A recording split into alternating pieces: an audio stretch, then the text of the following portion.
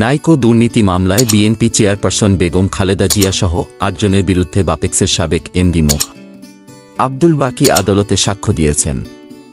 মঙ্গলবার কেরানীগঞ্জে ঢাকা কেন্দ্রীয় কারাগারে অবস্থিত ঢাকার ৯ নম্বর অস্থায়ী বিশেষ জজ আদালতের বিচারক শেখ হাফিজুর রহমানের আদালতে সাক্ষ্য দেন তিনি। এদিন তার সাক্ষ্য শেষ না হওয়ায় বাকি সাক্ষ্য গ্রহণের জন্য আগামী ১১ জুন দিন ধার্য করেছেন আদালত। এর আগে গত ৪ মার্চ আব্দুল বাকী আংশিক জবানবন্দি দেন। এদিন বেগম খালেদা জিয়ার পক্ষে তার আইনজীবীরা হাজিরা দেন। খালেদা জিয়ার আইনজীবী হান্নান ভূঁইয়া এসব তথ্য নিশ্চিত করেছেন।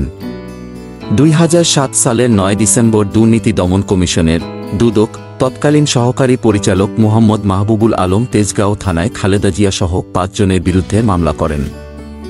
কানাডিয়ান প্রতিষ্ঠান নাইকোর সঙ্গে অস্বচ্ছ চুক্তির মাধ্যমে রাষ্ট্রের আর্থিক ক্ষতিসাধন ও দুর্নীতির অভিযোগে এ মামলা হয়। এরপর ২০১৮ সালের ৫ মে খালেদা জিয়া সহ ১১ জনের বিরুদ্ধে আদালতে অভিযোগপত্র দাখিল করা হয়।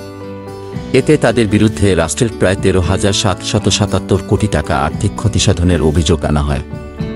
২০২৩ সালে ১৯ মার্চ কেরানীগঞ্জে ঢাকা কেন্দ্রীয় কারাগারে অবস্থিত ঢাকার ৯ নম্বর অস্থায়ী বিশেষ জজ আদালতের বিচারক শেখ হাফিজুর রহমান আসামিদের বিরুদ্ধে এ অভিযোগ গঠন করেন।